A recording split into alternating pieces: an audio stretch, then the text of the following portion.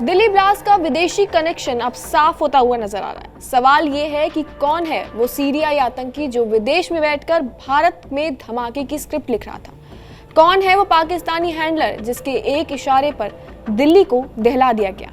क्या सफेद पोशी आतंकी मुजमिल शाहीन उमर अलकायदा से भी जुड़े हुए थे।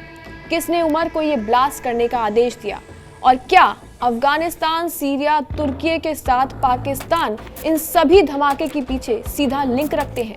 इन सभी सवालों का जवाब देंगे आज की इस एक्सक्लूसिव रिपोर्ट में। नमस्कार, मेरा नाम है कनिष्का मिश्रा और आप देख रहे हैं जी मीडिया का digital platform. Delhi blast case में लगातार सनसनीखेज खुलासे हो रहे हैं और अब इस पूरे मामले के तार सीधे विदेशों से जुड़ते हुए दिख रहे हैं। जांच में सामने आया है कि धमाके का मास्टरमाइंड डॉक्टर उमर साल 2022 में तुर्की गया था, जहां उसने एक सीरियाई आतंकी से मुलाकात की और यही मुलाकात इस ब्लास्ट की सबसे बड़ी कड़ी साबित हो रही है। इस बैठक के अंदर डॉक्टर उमर के साथ डॉक्टर मुजमिल शकील गनई और डॉक्टर मुजफ्फर रैदर भी शामिल थे। लेकिन असल बात यह है कि ये मुलाकात हुई पाकिस्तानी हैंडलर उकाशा के आदेश पर। उकाशा यानी कि वो शख्स जो पाकिस्तान अफगानिस्तान बॉर्डर पर बैठकर पूरे ऑपरेशन की स्क्रिप्ट लिख रहा था। तीनों आतंकी तुर्की में लगभग 20 दिन रुके, सिर्फ इसलिए कि उकाशा से एक मुलाकात हो सके, लेकिन मुलाकात नहीं हो पाई।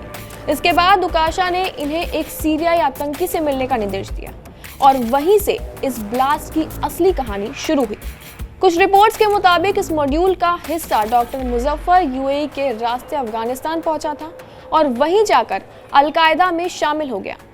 उधर उकाशा ने डॉक्टर उमर को भारत लौटकर जैश-ए-मोहम्मद के बड़े प्लान को अंजाम देने के निर्देश दिए। भारत लौटने के बाद उमर ने अल-फलाह यूनिवर्सिटी ज्वाइन की और यहीं उसने एक खतरनाक आतंकी मॉड्यूल तैयार किया, जिसका मकसद था पूरे भारत में सीरियल हमलों की योजना बनाना। इस बीच जांच एजेंसियां एक्टिव हुई और एक के बाद एक इस मॉड्यूल की परतें खुलनी शुरू हो गई। एनआईए के मुताबिक गिरफ्तार किए गए डॉक्टर मुजमिल, डॉक्टर आदिल और डॉक्टर उमर के साथ मौलवी मुफ्ती इरफान अहमद ने दिल्ली कार ब्लास्ट में सबसे बड़ी भूमिका निभाई। इनका इरादा था एक ऐसा हमला जिससे पूरा देश एक बार फिर से हिल जाए।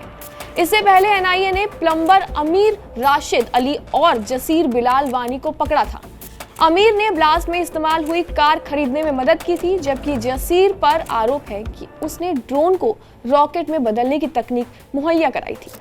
जांच में यह भी सामने आया है कि उमर ब्लास्ट से एक हफ्ते पहले पंपोर गया था, जहां से वो अमीर के साथ हरियाणा आया और इसके नाम पर कार खरीदी।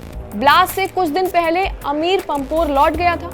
सबसे चौंकाने वाली बात ये सामने आई है कि ये तीनों डॉक्टर आतंकी टेलीग्राम पर पाकिस्तानी हैंडलरों फैसल, हाशिम और उकाशा से जुड़े हुए थे। वो उन्हें बम बनाने की वीडियो, कट्टरपंथी कंटेंट और हमले की निर्देश भेजते थे। यानी कि दिल्ली ब्लास्ट सिर्फ एक आतंकी वारदात नहीं, ये एक इंटरनेशनल नेटवर्क, एक ग्लोबल मॉड्यूल और पाकिस्तान से लेकर सीरिया तक फैली एक खतरनाक साजिश का हिस्सा था।